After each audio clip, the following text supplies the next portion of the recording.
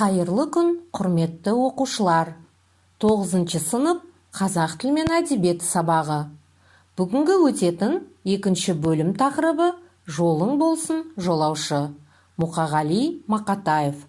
Ертең біз жол жүреміз. Сабағымыздың тақырыбы «Ауылға автобуспен барамыз». Балалар, осы сабақта қол жеткізетін оқу мақсаттарына назар аударыңдар. Тыңдалған мәтіннің негізгі мазмұнын түсініп, ақпараттың шынайылығы мен нақтылығын анықтап, өзгелік етіс қызметін білу, ауызша және жазбаша жұмыстарда орынды қолданамыз. Ал ендеше, бүгінгі сабақтың оқу мақсатына негізделген бағалау критерийімен таныс болайық. Тыңдалған мәтіннің негізгі мазмұнын түсінемін, ақпараттың шынайылығы мен нақтылығын анықтайды. Және өзгелік етістің қызметін білу, ауызша және жазбаша жұмыстарды орынды қолданады. Балалар, бүгінгі сабақты кіріспеден бастайық. Бұл не? Берілген жұмбақтарды шешеміз. Бір тұлпар су ішпейді, жем жемейді. Есіркеп, ешбір адам жем демейді. Жүк емес жануарға 100 адам да, доғасын сымына сүйреп жол жөндейді. Бұл не? Арқаным тым ұзын, ала алмайсың бір үзім. Бұл не? Бұйырмапты баста, ауызда, құлақта. Бақырайған 3 көзі бар бірақта. Бұл не? Қозғалмасаң құлайды, сүйемесең сұлайды. Құйым шақты ері бар. Бұл не деген жануар? Бұл не, балалар? Ал енді жұмбақтың дұрыс жауаптармен таныс болайық. Бірінші жұмбағымыздың жауабы трамвай. Екінші жұмбағымыздың жауабы жол. Үшінші жұмбағымыздың жауабы бағдаршам. Төртінші жұмбақтың жауабы велосипед. Ары қарай балалар, сөздікпен жұмыс жасаймыз. Бүгінгі сабақта кездесетін жаңа сөздермен таныс болыңдар. Өзгелік, понудительный, етіс, залог, жүргінші, проезжий, прохожий, тасымал, перевозка, күту, ухаживать, жауапты іс, ответственное дело, бекер, напрасный, зря, попусту. Журнақ, суффикс, алу, аперу, купить. Қонақжай, гостеприимный, бекер, зря. Балалар, тапсырманы мұқият тыңдаймыз. Дүние жүзіндегі халықтың саны 6 миллиардтан асты. Әлемнің бірқатар үлкен қалаларында жүру өте қиын, уақыт жетпейді. Нью-Йорк, Лондон, Пекин, Мумбай, Дели секілді қалалардың тұрғындарының көбі жұмыс орнынан алыс жерде тұрады.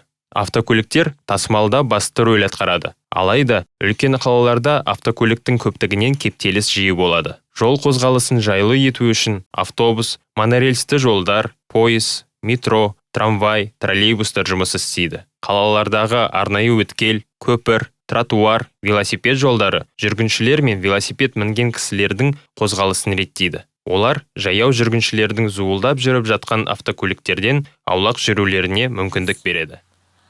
Тапсырманы орындау арқылы алдымен осы тапсырманың дескрипторына мұқият тыңдап алыңдар.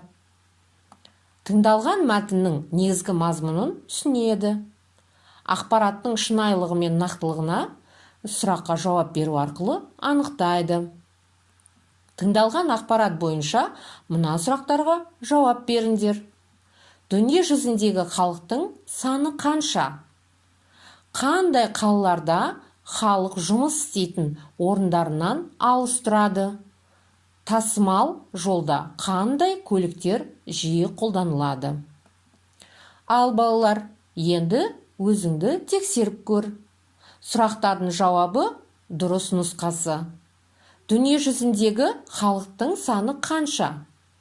6 миллиардтан асты. Қандай қалаларда халық жұмыс істейтін орындарынан алыс тұрады? Нью-Йорк, Пекин, Лондон, Мумбай, Дели.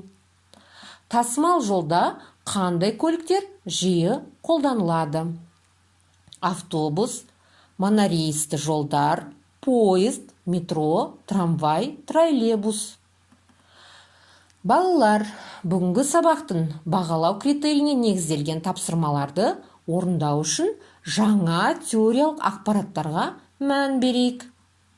Етіс дегеніміз іс қимыл мен орындаушының арасындағы байланыс. Етістің 4 түрі бар. Олар өздік етіс, өзгелік етіс, ырықсыз етіс және ортақ етіс. Балалар, өзгелік етіс туралы толық ақпаратты тыңдайық. Алдағы тапсырмаларды орындауда қажет болады. Өзгелік етіс понудительный залог. Қимылдың іс-әрекеттің сөйлемдегі іс иесі тікелей өзі емес, екінші басқа субъект. Қимылды орындаушы арқылы істелінетінін білдіреді.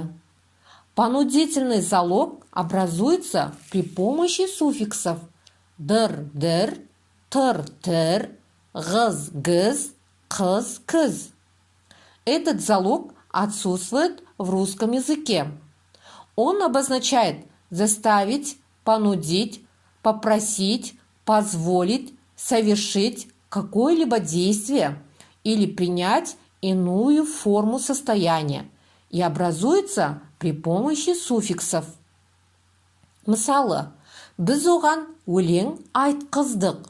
Мы заставили его читать стихи. Мен көйлек сатып алғыздым. Я попросила себе купить платье. Балалар, келесі тапсырманы орындау үшін құрастырылған дескриптор мен таныс болыңдар.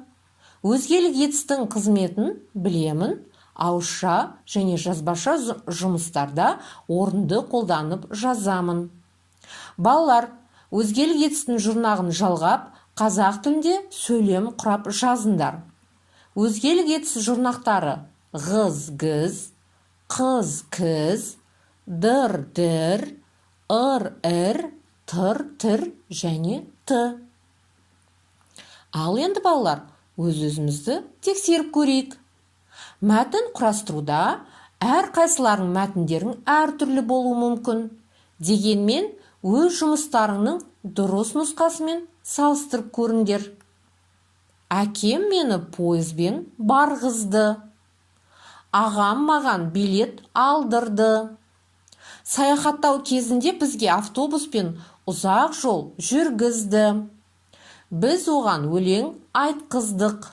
Мен көйлек сатып алғыздым. Сурет салғызды. Қорытындылай келе, өз ойыңды жаз. Нүктенің орнына өз ойларыңды жазыңдар. Бүгін мен білдім. Мен үйрендім. Қолымнан келді, қиындық тудырды. Бүгінгі сабақта ауылға автобуспен барамыз тақырыбы бойынша орындалған тапсырмаларды өз мұғалімдеріңе жібересіңдер. Өз пән мұғалімдерің тапсырманың орындалуына қарай бағалайды. Балалар, біз осымен ауылға автобуспен барамыз тақырыбындағы сабағымызды аяқтаймыз. Қош, сау болыңдар.